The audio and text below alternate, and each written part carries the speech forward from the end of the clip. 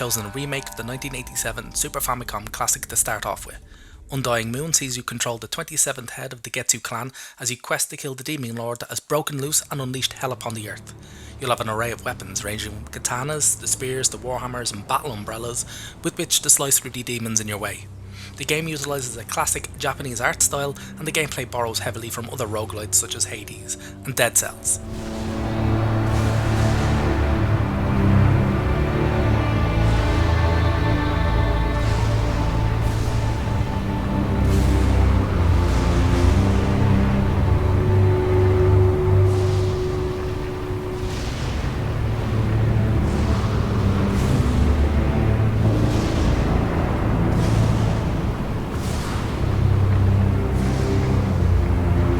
The first thing that will strike you about Undying Moon is the artwork. It's an utterly stunning looking game.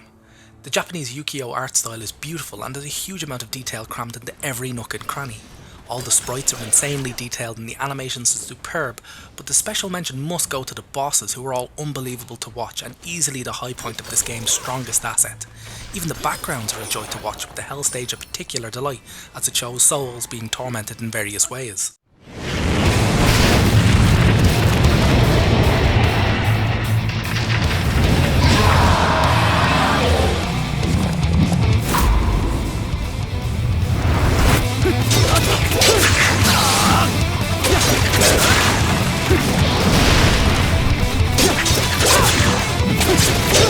In fact, if there's one drawback of the graphics, it's that they're too crowded at times. Often there's so much going on, you'll miss the enemy's attacks and get hit. The gouts of blood that shoot from them are large enough to obscure your entire character. But this isn't an issue for the weaker demons that go down with 2 or 3 hits, but it means that with the stronger enemies, you're either fighting blind or using hit and run tactics. Sadly, the sound and music aren't as good as the artwork. The audio design isn't anything special and seems quite poorly mixed in places, although it is quite good on the few occasions it pokes through. There are times when the music drops out completely and other times when it's a major distraction. There's no voice acting for any of the characters, which is quite jarring when there's a dialogue heavy scene, as the whole thing plays out in near total silence with the characters just standing there. It's like watching a Harold Pinter play. In terms of storyline, there's not a lot. You get one brief scene at the beginning showing the protagonist staring at the hellhole and being told that now your brother has disappeared, it's up to you to save everyone. From then on, what little story there is told via a series of glowing stones that act as journal entries from your brother and the text during the loading screens. And these levels aren't really explained either.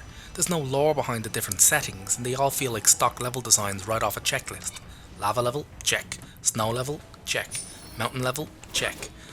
With all the lore contained in Japanese mythology, a really compelling narrative could have been written here. It feels like a wasted opportunity.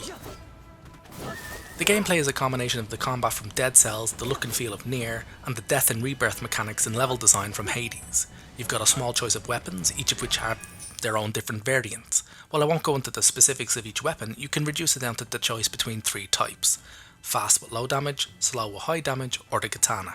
The sub-weapons are all ranged weapons and divided into 2 sections: short-range grenades, caltrops and magic bracelets, and long-range kunai bows and guns. The levels are randomly generated to keep things fresh throughout the many playthroughs, but after a few runs, you'll quickly notice how certain layouts repeat themselves over and over. They're just too bland to survive repeated viewing, which makes the search for the level's exit tedious. It feels absurd to criticise the artwork on a game that looks this good, but more variety in the level design is badly needed to prevent them from becoming a chore. In fact, if I could use one word to properly describe Getsufumaden, it would be this one: grind. The crafting weapons and skill progression systems are filthy laborious tasks that need far too many items to get through, and the item spawn rates are far too low. The grind should come as a natural byproduct of playing the game, not be the point of it. That's also assuming you don't die too often, which you probably will. The penalties for dying on ones are ridiculous and you'll lose nearly all of your items and skill points that you were carrying at the time. When combined with the sheer amount that you need to upgrade, coupled with the fact that you can't store your skill points, it's too much. I mean, even fucking Dark Souls offer you the ability to go back for all your stuff.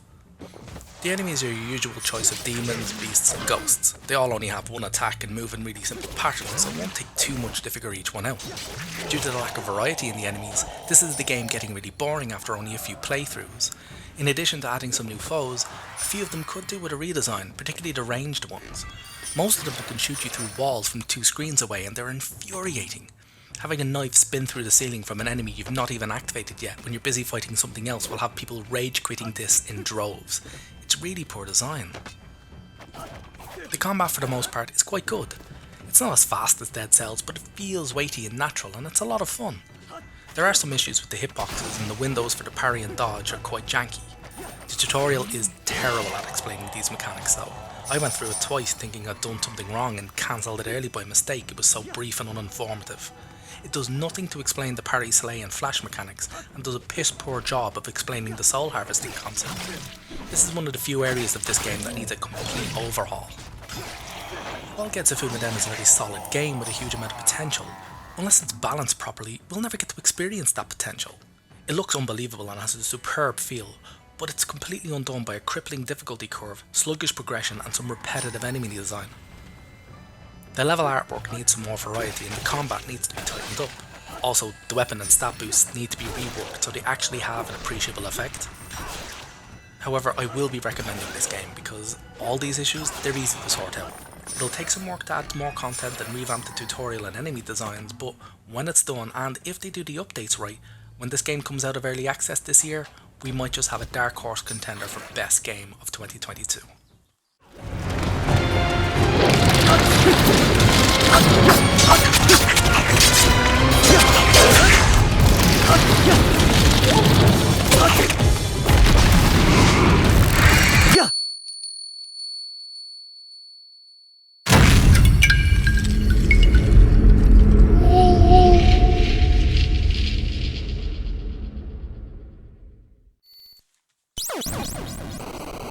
This is the 1987 original Getsufumaden.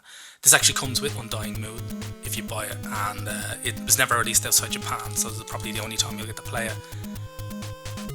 The banging soundtrack for a NES game.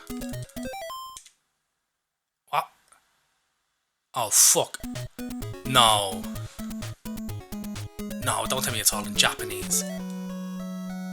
Oh, you are fucking kidding me. They offered it as a bonus and they never localized it. Oh no, I'm doing something wrong here. I have to be. Oh yeah, language, yeah, here we go. Fuck. Oh, that's just a fucking menu. That was a waste of fucking time.